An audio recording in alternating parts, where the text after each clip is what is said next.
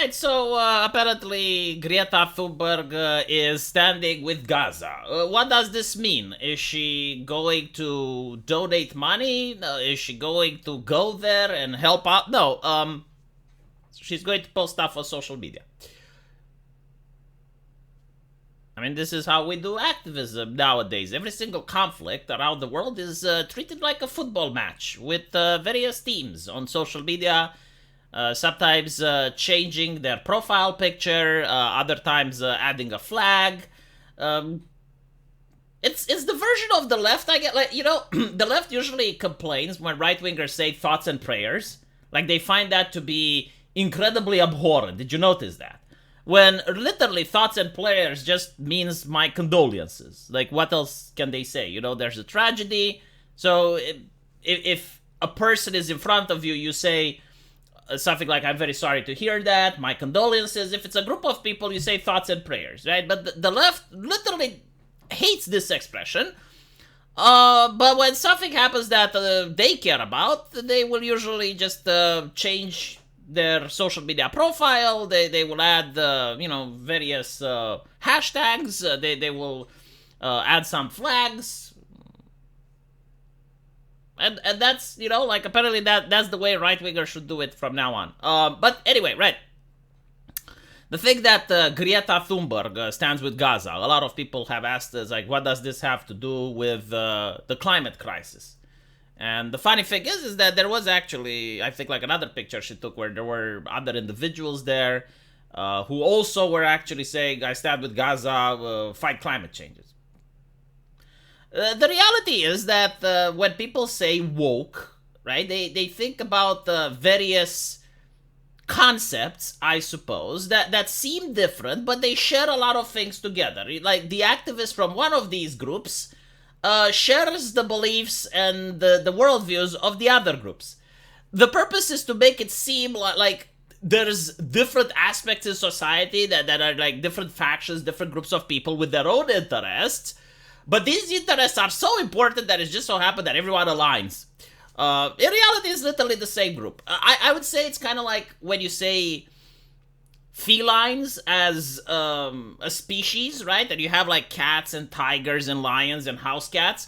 They're all felines, right? Like they're all under the same branch. They're all under the same umbrella.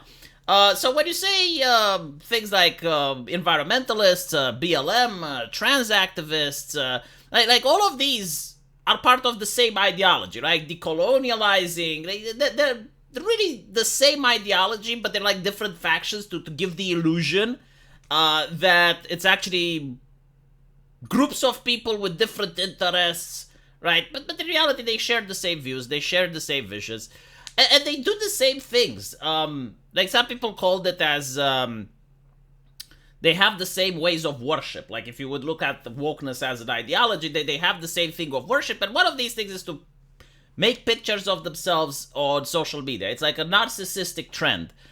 Basically, when you have an event, when you have like something that happened, they will take pictures on social media showing that they are in support without doing anything else, right? Like without donating money, without actually going there and helping people, without doing something physical, or if they do it, they make absolutely sure that you know about it, right? So it's like those types of people that go to starving children in Africa with an entire production team, and they make sure that they feed only one or two kids, and that is being caught on camera in 4K HD so that you know that they are good people, right? Like they do not do acts of kindness by themselves, heaven forbid.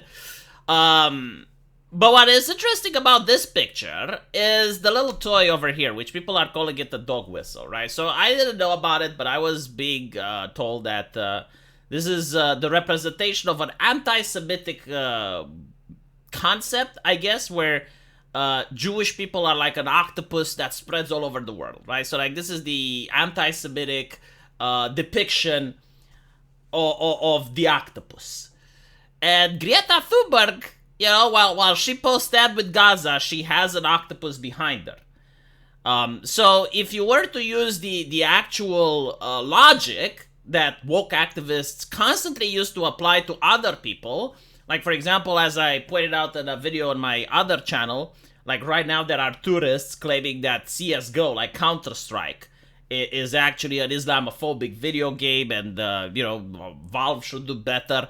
And this is literally the tactic that they applied, right? So the tactic is to do a close read on every single image, magazine, picture, song, whatever you want, and then interpret that work of art in the most cynical, uncharitable way possible.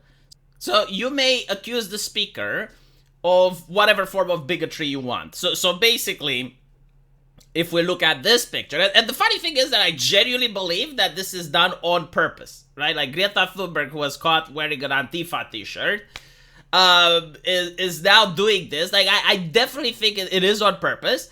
And the reason she's doing it is because she wants to spark the conversation, right? Like, she wants basically to laugh at the people that pointed out to say that, oh, well, it's nothing. But, like, take into account that these are also individuals on the other side that believe the OK side is racist, or drinking milk is racist, or Pepe the Frog is racist.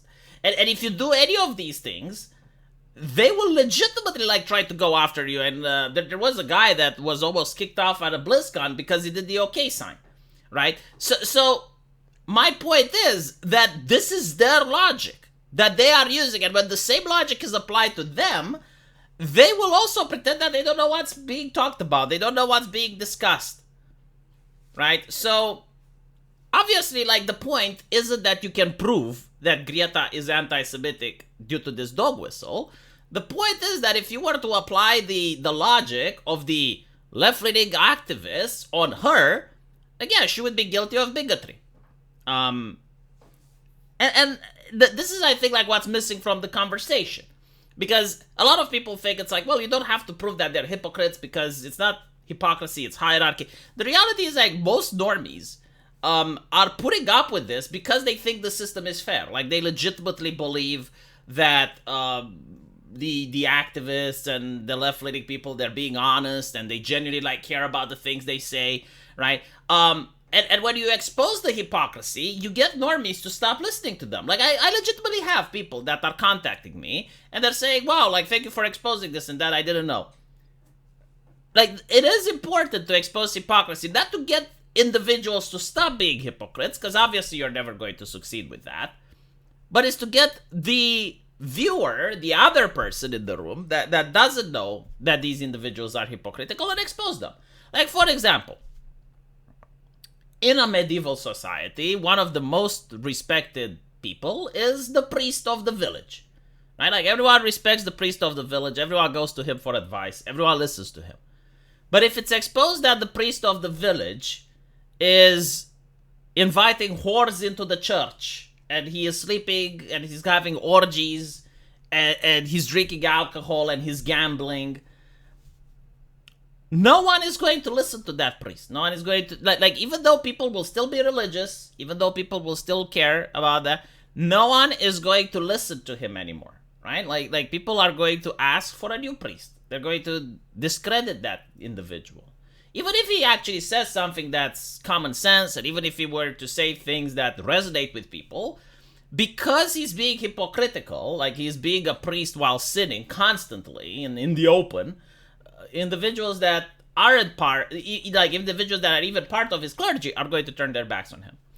So let me know what you guys think, and as usual, I will see you in the comment section. Take care.